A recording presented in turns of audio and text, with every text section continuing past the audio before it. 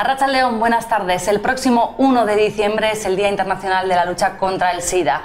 Este día se aprovecha para conocer los últimos avances en contra de esta enfermedad.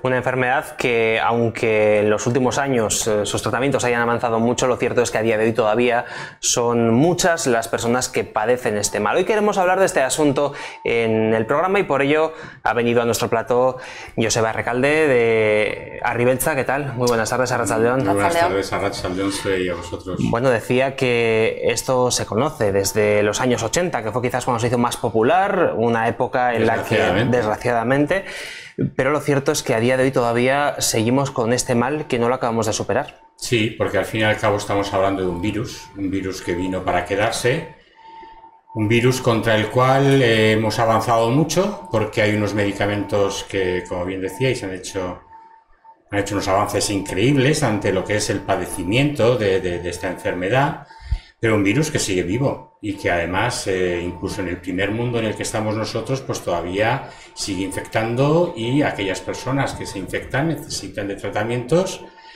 y que al mismo tiempo es muy desigual también, porque en el resto del mundo hay países donde el virus está igual que aquí y además no tienen ni siquiera medicamentos, por lo cual el VIH y el SIDA sigue siendo un gran problema aquí y fuera de nuestras fronteras. Comentas que efectivamente sigue transmitiéndose ese virus, desgraciadamente.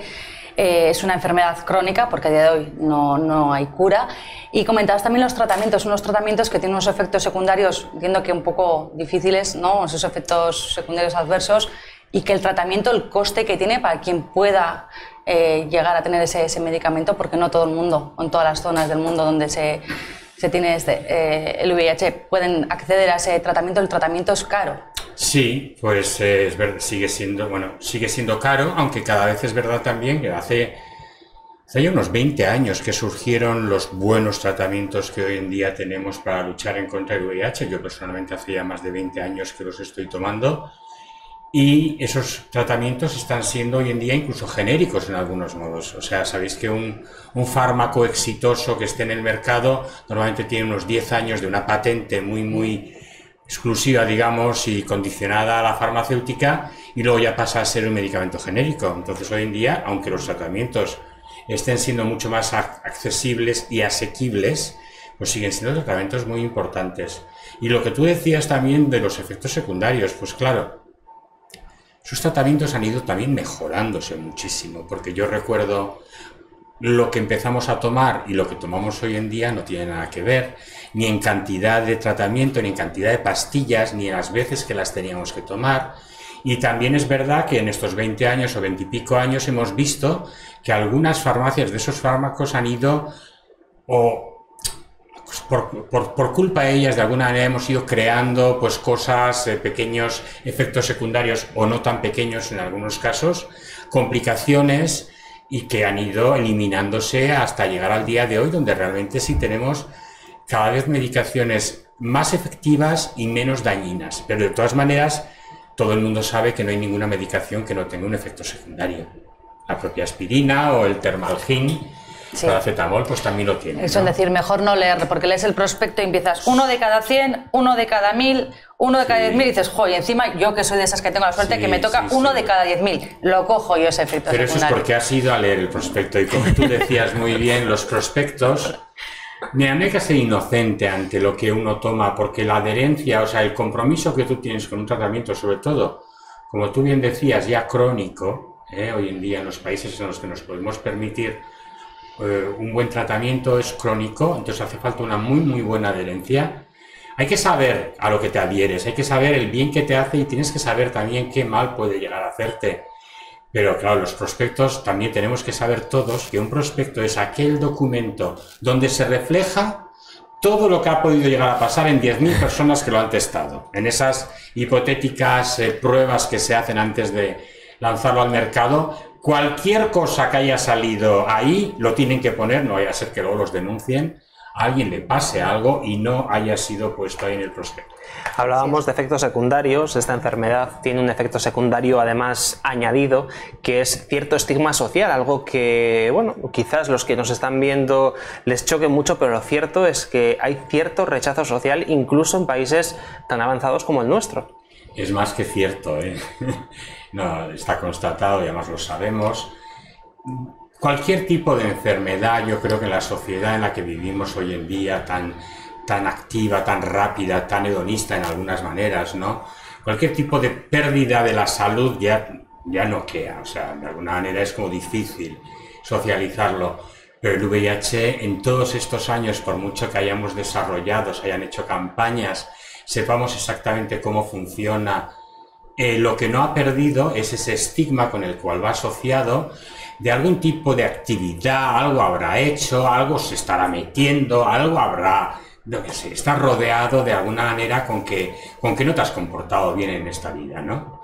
Entonces, claro, la propia aceptación de lo que te está pasando pues se ve muy perjudicada con todo esto, porque no solamente tienes que aceptar el hecho de que estés infectado de un virus que mata, que te tienes que dedicar a cuidarte, que tienes que tener un cuidado muy importante con la adherencia de los tratamientos, con tus médicos, etcétera, sino que además tienes que luchar con lo que supone para cualquier guipuzcoano o guipuzcoana hoy en día el hecho de saberse que es portador, y es un palo. Hoy en día sigue siendo un palo para cualquier persona como nosotros que vaya a hacerse un test voluntario o que en el ámbito sanitario se den cuenta que vive con el virus.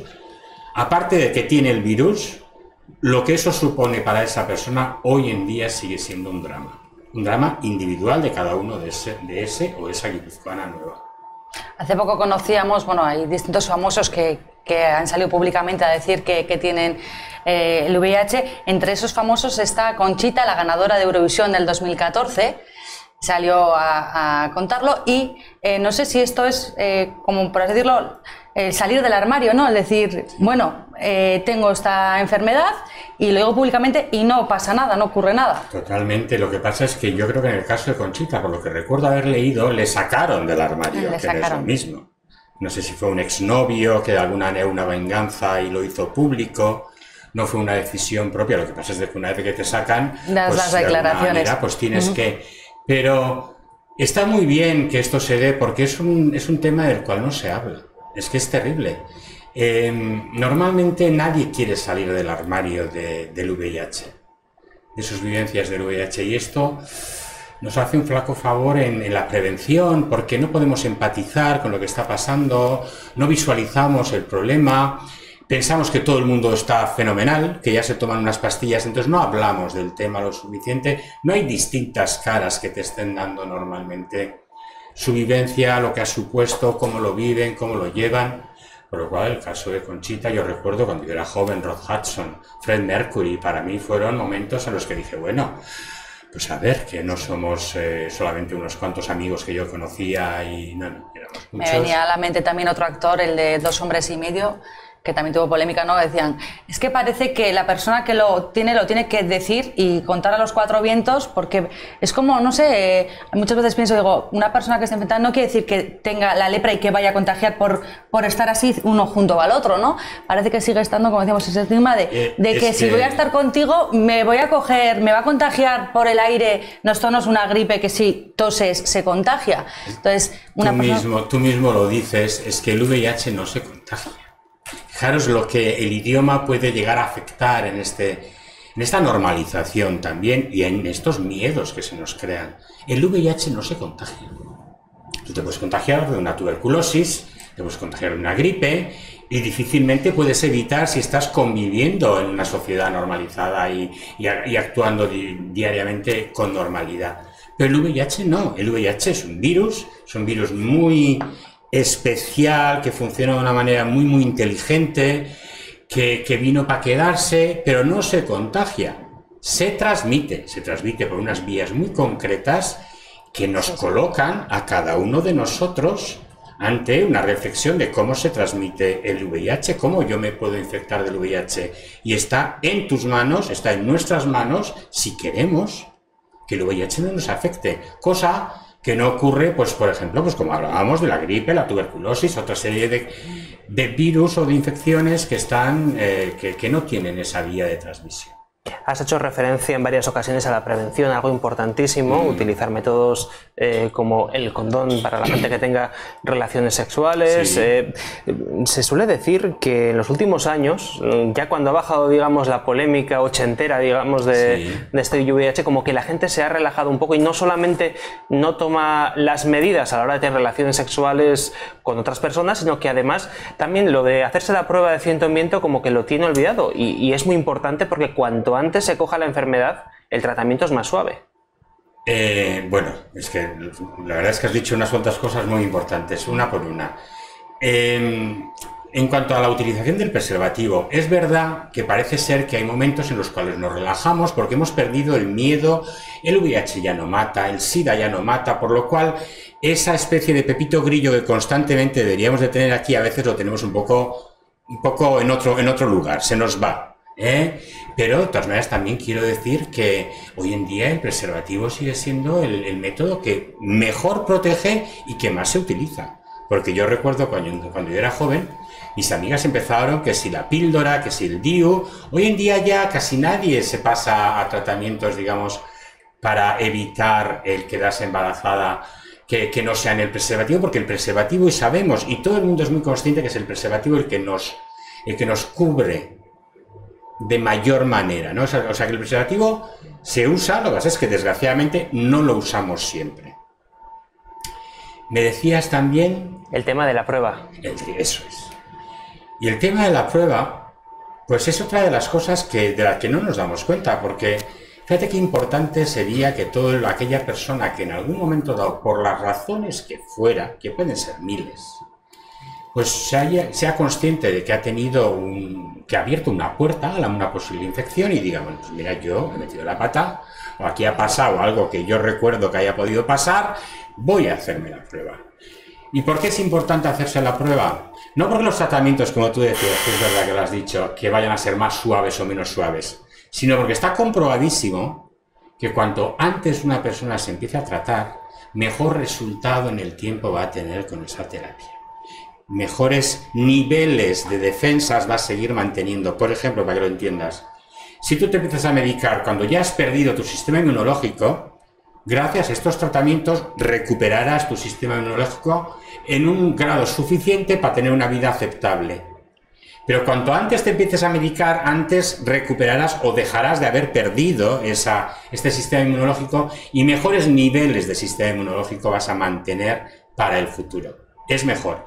Y luego, algo que desde luego, esto es novedoso, esto que os voy a decir no es de hace toda la vida, no lo sabemos desde hace toda la vida, desde toda la vida quería decir, no hace toda la vida, es de que gracias a una buena adherencia al tratamiento, las personas en bastante poco tiempo pasamos a ser indetectables. Es un término que cada vez vamos a escuchar más. Personas infectadas con el VIH, seropositivas, pero indetectables. ¿Qué quiere decir?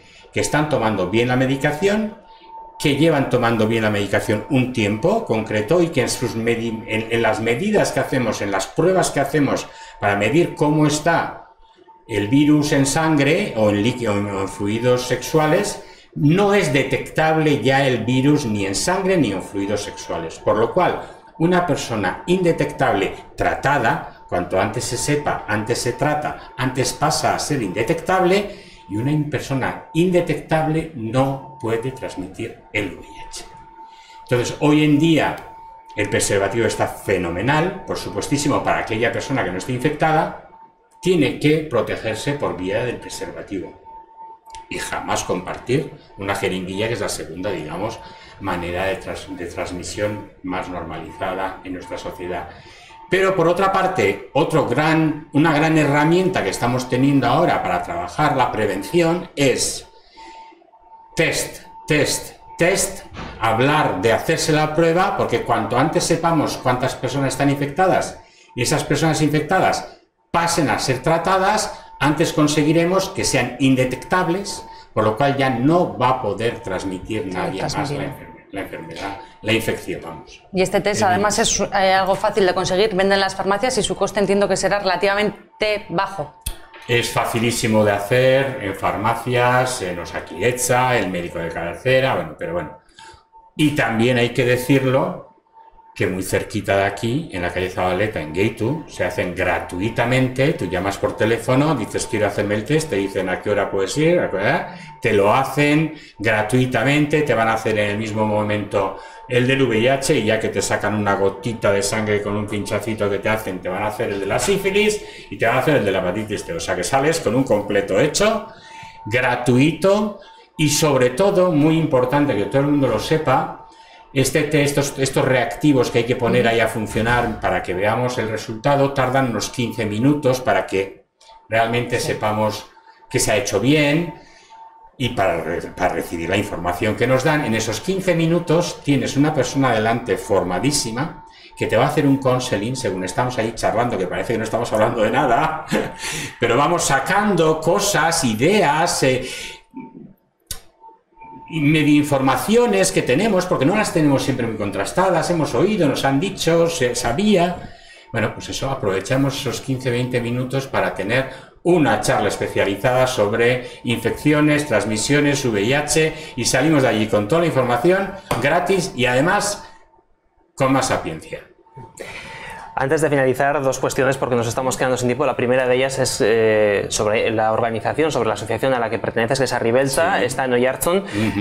¿Cuáles son los servicios que ofrecéis en esta asociación? Porque entiendo que además de informar a todo aquel que quiera acercarse, también hay servicios para las personas que están ya infectadas. Aparte de todo el trabajo que hacemos en la sociedad guipuzcoana, pues puesto que estamos para servirla de alguna manera, y en colaboración pues con Gaitu o con Akasgi o con otra serie de agentes en los cuales trabajamos la prevención del VIH en el territorio, nosotros siempre hemos estado muy especializados en esas personas que una vez ya que han sido, digamos, testadas positivas.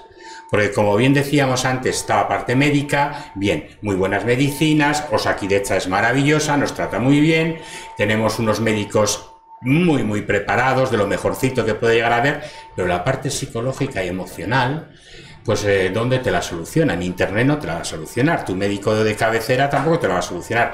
Ahí entramos a complementar la salud y el momento tan duro que vive una persona nueva seropositiva en nuestro territorio, que es la parte emocional, las terapias, los grupos de autoapoyo, el conocimiento entre pares, porque nuestro fundamento de funcionamiento siempre ha sido en Arribelsa desde pares, desde personas que hemos vivido esa misma situación en su momento, y desde nuestra propia experiencia intentamos ayudar a unas nuevas personas que están pasando por ello, ¿no? Veo que hacéis una gran labor. Yo quería preguntaros, hemos dicho, el próximo día 1 de diciembre es el Día Internacional contra el SIDA. ¿Qué tenéis preparado? ¿Qué actividades tenéis programadas para este día? Bueno, aparte de que en el territorio, pues en una casa de cultura puede haber una charla, o vayamos a muchos centros escolares que también nos acercamos en estos días, siempre suele haber un acto muy entrañable, porque quiero recordar, que mucha gente no lo sabe, que el memorial para las personas que han fallecido y que viven con el VIH-Sida está de Euskal Herria, porque yo creo que no hay ningún otro ni en Navarra, ni en Iparralde, y desde luego en la comunidad autónoma. El memorial está en San Sebastián, está en la Plaza Teresa de Calcuta, está justo en ese pasaje que da a Duque de Mandas, y es un gran jardín así, que si nos fijamos, lo que es un lazo rojo, que en verano suele estar plantado de begonias rojas, y ahora lo acaban de plantar de ciclámenes rojos. Es un lazo que fue muy hermoso, que se hizo con una placa además que lo explica. Entonces, aprovechando que el memorial lo tenemos en Donosti, todos los años se hace un acto institucional alrededor de este jardín, de este lugar, donde pues siempre leemos algún comunicado reivindicativo, donde solemos hacer un parón de silencio en memoria de todo aquel sufrimiento que se ha creado alrededor de esta enfermedad, de este virus. Y también llevamos unos años creando un momento muy bonito, porque la Escuela de Danza y de Música de Donostia está ahí, el conservatorio está ahí muy cerquita, y llevamos años colaborando con las jóvenes, sobre todo las jóvenes, que hacen estudios de danza, y siempre nos hacen una coreografía o unas cuantas coreografías muy bonitas, por lo cual suele ser un acto entrañable, que normalmente suele ser a las 7 de la tarde, pero este año, al tocar en sábado, lo hemos trasladado al mediodía. a partir de las 12 del mediodía. Y el año que viene, si no es bisiesto, será domingo y también será mediodía. Pero bueno, suele ser eso lo principal así que solemos hacer, aparte de lo que luego en cada zona aldea o en cada zona guipuzcoana se vaya a crear, mesas informativas, por supuesto en la calle Loyola por la mañana, los lazos rojos, los transportes públicos pues con el lazo puesto, que también quiero recordar que fuimos los primeros en utilizar un poco el transporte público para reivindicar este día, ¿no? Pues bueno, un poquito todo eso, para resumir. Pues Joseba Arralde, muchísimas gracias por haber estado con nosotros hoy en Teledonostia. Te tocará un día con mucho trabajo, sí, así que unos días con mucho trabajo. Pero muchas gracias a vosotros por invitarnos, porque sin vosotros pues no podríamos llegar a la cantidad de gente que llegamos a través y con vosotros. Eskerrik asko, Joseba. Soy Mil esker. Nosotros continuamos ahora hablando de música, Nerea, porque, oye, escuchar un poquito de musiquita viene bien, ¿verdad? Sí, aunque no estemos en verano, pero la música siempre así, ese ritmo. Anima, cuando hace fresquito además para entrar en calor. Fíjate, vamos a hablar del grupo de Sira, que ayer actuó en la FNAC, estuvimos en su concierto y la verdad es que vaya música. Tremenda. Vamos a verlo. Mikel ha hecho el vídeo.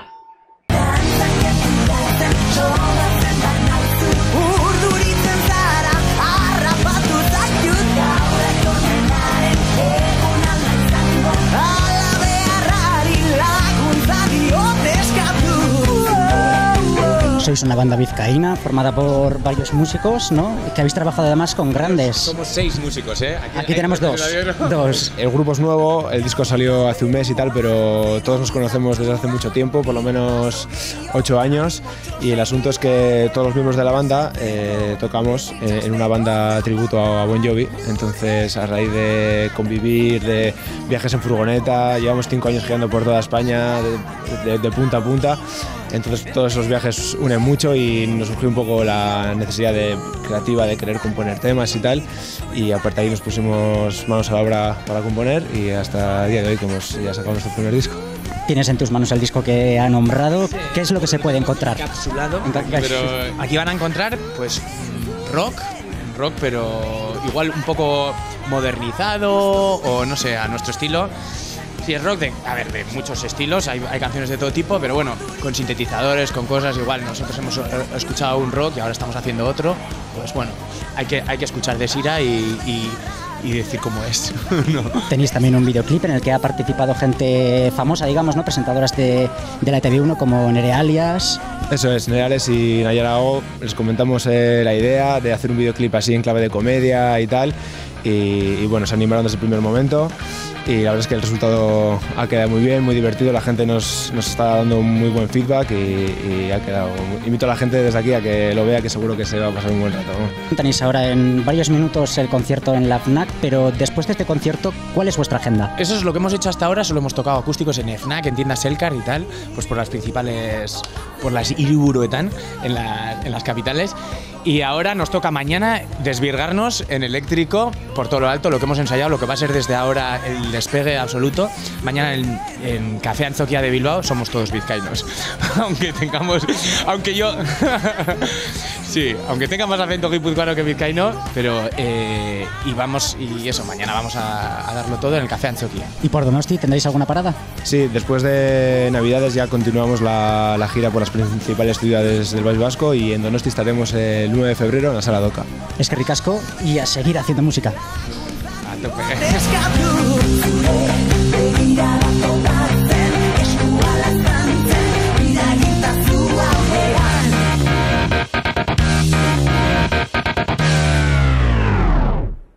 Esta niña de 4 años lleva ya 72 días sin ver a su padre. Según ha denunciado el progenitor en Facebook, ha sido el punto de encuentro de Donostia el que le ha restringido las visitas por no acudir él en persona a llevar a la pequeña y ser la abuela la que realizó la entrega de la menor.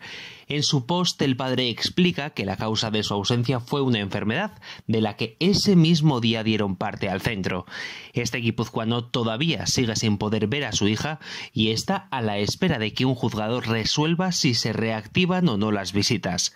Es por ello que decidió contar lo ocurrido en redes sociales en una publicación que ya se está haciendo viral. Quería agradeceros a todo el mundo de corazón todo el apoyo que me estáis dando, las veces que habéis compartido la publicación en Facebook, y a todas esas familias que están en la misma situación que yo o peor. Adelante, no paréis y luchad hasta el final. Hoy nos acompaña un padre que tras una separación pues tiene un problema para ver a su hija, y el problema viene por un conflicto que ha tenido con el punto de encuentro. El resultado es que lleva 72 días sin ver a su hija. Gorka, ¿qué tal? Arratsaldeon, buenas tardes. Muy buenas tardes. Pues bueno, estoy como un poco off, digámoslo así. Decía yo en la presentación que tú tienes un problema con el punto de encuentro. Antes de contar tu historia, probablemente haya mucha gente que nos está viendo que no sabe qué es esto del punto de encuentro. Cuéntanos, ¿qué es un punto de encuentro? ¿Para qué vale? Yo voy a leeros lo que pone en papel, lo que significa un punto de encuentro familiar. En el papel pone que un punto de encuentro familiar, también conocido como por las siglas PEF, es un servicio social con el objetivo de normalizar las relaciones familiares, especialmente en personas menores de edad y los miembros que no conviven con ella. Es un servicio temporal y especializado entendido como un espacio de encuentro neutral, que con el apoyo de profesionales garantice la seguridad y el bienestar de los niños en los encuentros con familiares con quienes en ocasiones anteriores han surgido conflicto. En este servicio se ofrece apoyo psicológico, herramientas y técnicas para mediar y resolver conflictos, de modo que se puedan lograr acuerdos y un ambiente propicio para todos los miembros de la familia. Bueno, esto es lo que pone en papel. Vamos, ¿vale? Por así decirlo, un intermediador, ¿no? Cuando un progenitor tiene que pasarle al otro progenitor el niño o la niña, pues para que no haya discusiones, para que no haya líos y para que sea normal, ¿no? de los menores. Que al final pues es lo más importante, ¿no? Que no tengan que ver cosas que no tienen que ver. Entonces esto es lo que ponen en papel, pero la realidad es totalmente otra. La realidad que yo he vivido y demás casos que yo conozco no es esa en este punto de encuentro familiar. En este punto de encuentro familiar, primero, no te dan ninguna ayuda psicológica. Yo llego allí a las 7:30 de la tarde, directamente cogen a mi hija, se la llevan a donde la otra parte, se van y yo me quedo 30 minutos o 15 minutos sentado en una silla esperando, viendo cómo pasa el reloj hasta que llega mi hora. Cuando llega mi hora les aviso y me voy. A mí nadie me ha venido desde los 2 años y medio que llevo yendo, no han venido a preguntar nunca ni qué tal estoy, ni qué tal las vacaciones, ni si he arreglado algo con la madre, ni nada, cero, o sea, cero. Luego el trato que tienen hacia el menor, que en este caso es a quien protegen ellos, para mí es pésimo. He tenido momentos bastante duros ahí adentro, especialmente con un par de orientadoras o no sé, trabajadoras, en los que a una de ellas yo me tuve que plantar con ella porque le cogió del brazo a mi hija fuerte y le dijo: venga, Naira, que no tengo todo el día. Entonces, a ver, es una niña que acaba de cumplir 3 años y le estás agarrando un brazo diciéndole: venga, Naira, que no tengo todo el día. O sea, la niña había llegado 10 minutos antes, o sea, no, la niña, nosotros habíamos llegado 10 minutos antes, y como todos los niños del mundo, entras a un sitio en el que hay juguetes, hay pinturas, hay tal, te apetece jugar, ¿no? Te apetece hacer un dibujo, o estar un ratito más con el Aitá, ¿no? Que al final, con la Ma, o sea, no, en este caso es el Aitá, que es mi caso, ¿no? He llegado 10 minutos antes, yo tengo una sentencia en la que tengo hasta unas horas para ver a mi hija, o sea, cúmpleme esas horas. Y luego, cuando ella se lleva a la niña, vuelve y yo le digo que sea la última vez que voy a hablarle así a mi hija, porque tan solo tiene 3 años. No me parecen formas de hablar a una niña de 3 años, que lo único que quería era jugar un ratito allí con los juguetes y tal y cual. Y es que no tengo todo el día para estar esperando a tu hija, y la madre no puede esperar. Es que si no llego a haber venido 10 minutos antes, la madre hubiese tenido que esperar los 10 minutos que restaban para hacer mi horario. Yo venía un poquito antes, la niña me ha pedido que quería bajar para jugar un poquito, y bueno, y ahí quedó la cosa. Luego, vía telefónica, tengo bastante... O sea, a mí me cuesta entender las cosas, ¿no? Y para que ellos me expliquen, necesitan bastante tiempo. Entonces, me llaman por teléfono, me dicen cosas pues bastante desagradables. O sea, desagradables en el sentido de que no me dejan hablar, no me dejan expresarme y a la hora de decirme a mí las cosas son bastante directas. O sea, tu hija está mala, tu hija hoy no viene, hoy no coges a la niña, fin. ¿Por qué está mala? ¿Qué tiene de mal? ¿Qué? ¿No? Creo que sería un punto que tendrían que dar, o sea, una información que me tendrían que dar, ya que por la otra parte no puedo obtener esa información, que menos que si ellos son el medio que hacemos intercambio, con el medio que han sentenciado a hacer el intercambio, que me den esas facilidades de saber cómo está mi hija. No me llames y me digas tu hija está mala y ya está. Yo no sé si mi hija está mala, está en el hospital, se ha cortado una mano o se ha caído por las escaleras o tiene un simple catarro. Yo no lo sé, porque no lo sé. Entonces, lo normal es que me digas un poco, ¿no?, cómo está mi hija y el por qué no viene conmigo. Y cuando otro día vaya a buscarla, que me entreguen el informe para saber qué es lo que ha tenido mi hija y joder, pues saber un poco el estado de salud de mi hija, no simplemente... Como decíamos, Gorka, llevas 72 días sin ver ya a la pequeña. Cuéntanos, ¿cómo fue, qué es lo que ocurrió para que te cortasen el punto de encuentro donde tú ibas a recoger a tu niña, que ya no tienes posibilidad de ir a recogerla? Vale, pues la verdad que es un poco confuso. A día de hoy sigo sin entender el por qué me han denegado las visitas con mi hija. A mí me han dicho, o sea, tienes que venir tú, sí o sí, tengas que trabajar o estés enfermo. O sea, tú tienes que elegir si ver a tu hija o venir o ir a trabajar. Es decir, no puede ir una persona autorizada por ti porque tú en ese momento no puedas ir a recogerlo en ese momento, por circunstancias, pues lo decimos, una consulta médica, que te encuentres mal, que tengas que estar trabajando, no puede ir un familiar o amigo a recoger a alguien que esté autorizado por ti, no puede ir a recogerla, tienes que ir tú en persona. Tiene que estar autorizado según ellos, tiene que estar autorizado por el juzgado. Le he consultado con mi abogada y me ha dicho que sí, que es lo recomendable, pero bueno, que creen que ellos pueden dar esa manga ancha a la hora de al final lo que te interesa es que el intercambio se haga bien y se haga de la mejor manera y que la menor sufra lo menos posible. O sea, no sé, a mí me dijeron eso, entonces empecé a ir yo al punto de encuentro siempre. Mi economía tampoco, o sea, mi situación económica ahora mismo es cero, o sea, no tengo, o sea, y a mí el ir a por mi hija y el volver, a mí eso me supone un dinero, porque es un autobús para ir, un autobús para volver, y luego cuando tengo que volver a entregarla, tengo que volver a coger otro autobús de ir y otro autobús de volver, o el tren. Entonces, aún así he ido yo hasta un día en el que pues, me puse malo, cogí la niña yo del colegio, luego la cogió mi madre en este caso, me la trajo a mi casa y nos pusimos a ver una peli, pues como hacemos normalmente, se echa la siesta conmigo y tal, y luego pues se la despierto, la visto y nos la vamos al punto de encuentro y ya está. Pues ese día, casualidad, pues me puse mal. 40 de fiebre, estaba vomitando y tal, y no podía con mi alma. Y le llamé a mi mamá y le dije, mamá, llévale tú por favor y les explicas lo que me ha pasado. Estoy con una medicación fuerte y pues me ha sentado mal y ya está. Pues ella fue al punto de encuentro, les comunicó eso, no pasó nada, absolutamente nada. Y casualidad, a los 2 días, pues cuando tenía que volver a recoger a mi hija, me llaman a las 9:15, 9:30 de la mañana y me notifican que han suspendido, o sea, temporalmente las visitas con mi hija, o sea, con la niña, por no haber acudido yo al punto de encuentro. Y yo les expliqué que había estado malo y tal y cual, y a ver si eso era motivo, y me dijeron que sí, que ya como en repetidas ocasiones no había ido.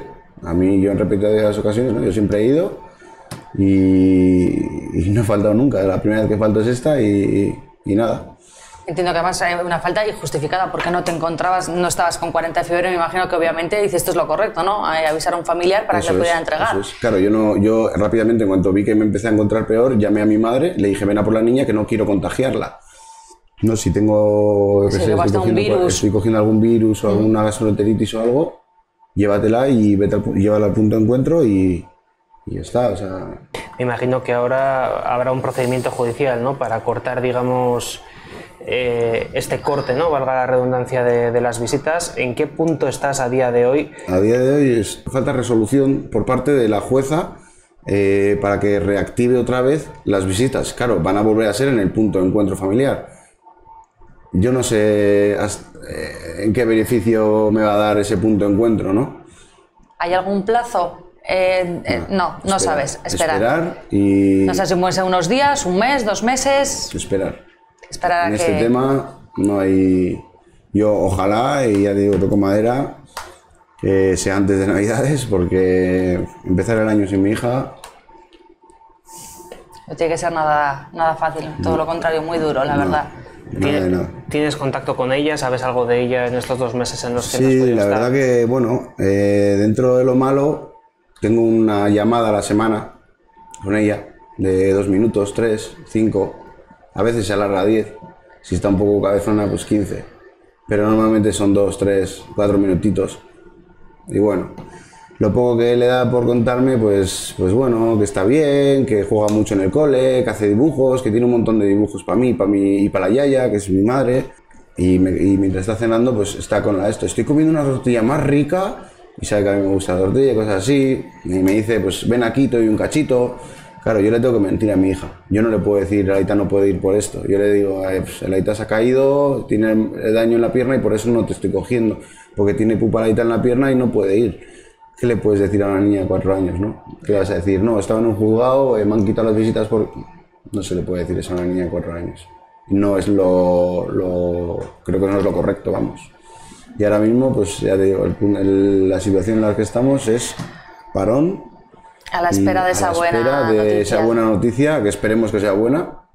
Y rápida. Buena y rápida. Eso es importante. Y rápida es lo más importante. Muchísimas gracias, Gorka, por estar con nosotros, por contarnos tu historia. Esperamos de corazón, de verdad, que esa resolución llegue cuanto antes. Si es esta misma semana, mejor. Si no, la semana que viene, antes de las Navidades. Y de verdad, muchísima suerte. Muchas gracias. Os agradezco que me hayáis traído aquí a explicar un poquito mi historia. Pues con esta entrevista dura, por cierto, gracias porque sé que no es fácil contar esto en público, sí. Gorka.